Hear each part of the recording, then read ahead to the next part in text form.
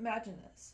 You currently have very little to no health insurance, but you are type 1 diabetic and need to inject insulin in order to survive because your body does not naturally produce it.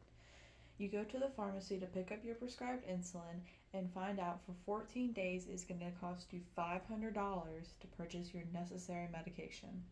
You are not able to afford this and end up having to ration what insulin you have. You either have to choose the necessary medication or other necessities such as food, rent, or gas. As you may be able to tell, my topic today is that drug companies are able to charge whatever price they want for their medications and have very few limitations on how much they can charge for their medications. I am qualified to discuss this because I am a licensed Tennessee registered pharmacy technician and I'm also currently employed as a pharmacy technician. The three main points I will discuss in my speech today are first, the issue that drug manufacturers not having a limit on how much they can charge for their medications. Second, I will discuss the cause of the drug manufacturers not having a limit on their prices of medications. And third, I will discuss some solutions so that these manufacturers cannot charge whatever price they want. Let's begin with a background on my topic.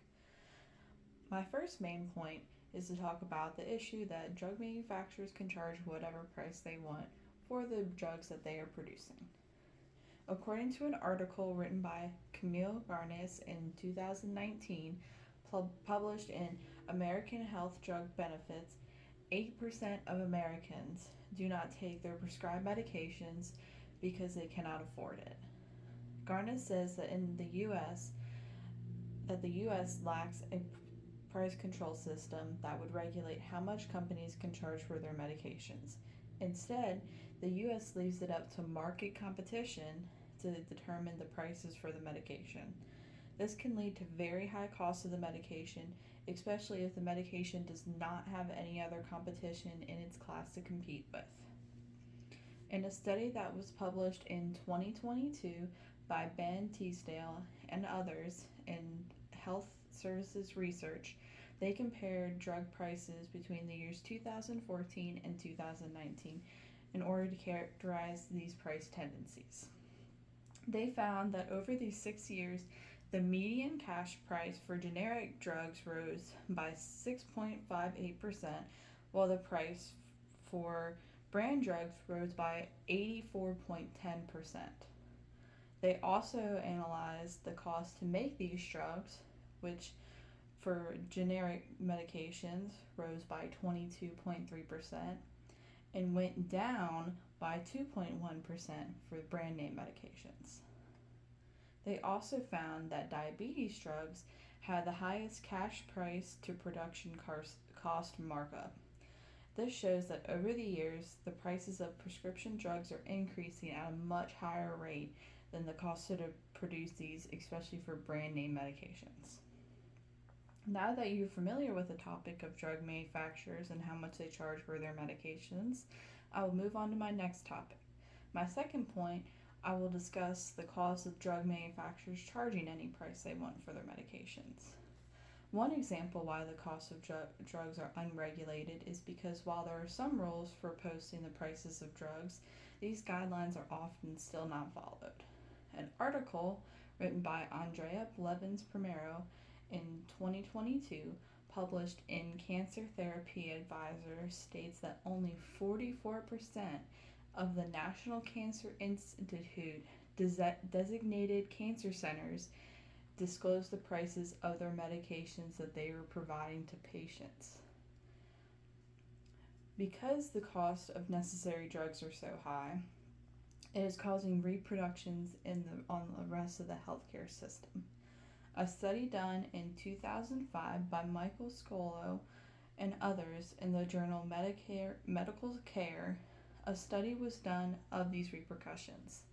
This study found that patients with diabetes and hypocholesterolemia, if they had a high medication adherence, the number of hospital visits were greatly reduced. However, for patients that did not take their medication as directed and had a high medication adherence, they had many more hospital visits, which ended up costing the healthcare system more money than the cost of the medication would have. Since you know about the cause of this issue, let's talk about some solutions to the problem. My third main point will talk about some solutions of how much drug manufacturers charge for their medications. Over the years, there has been discussions of putting in place new guidelines to limit the prices of these medications, but nothing has ever been put into place. An article written in 2017 by Diana Zuckerman in the American Journal of Public Health talks about how a new commissioner was appointed for the Food and Drug Administration and wanted to address the problem of drug prices. He suggested a strategy to approve generic medication so there would be more competition in the market. However, Zuckerman says this will not overall lower the cost of the medication market. Another way the U.S. government could limit the cost of medications is through legislature. And in 2019, an Ohio senator named Rob Portman discussed a Prescription Drug Pricing Reduction Act. This act stated that it will reduce the erroneous waste, which means that by using less single prescription vials, this money that can then go back to the drug companies that they were spending on these single-use vials, which would reduce the cost of production. While this act was still into place, we can see from my previous sources that this did not overall lower the cost of drugs. In conclusion, today I discussed the topic of drug manufacturers being able to freely charge whatever they want for the prices of their medications. There were three main points that I focused on in the body of my speech. First, I discussed the issue of drug manufacturers charging any price they want for their medications. Second, I discussed some of the reasoning behind these problems. And third, I gave some solutions to these problems. Whether or not you have been personally affected by high costs of medications, it affects many people in the U.S.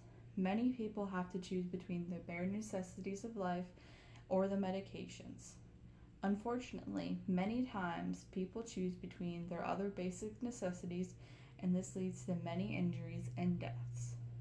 Even if you are not personally affected by the high cost of medications, you can be worried about the effects these high costs have on many other people and the harm that these prices can cause.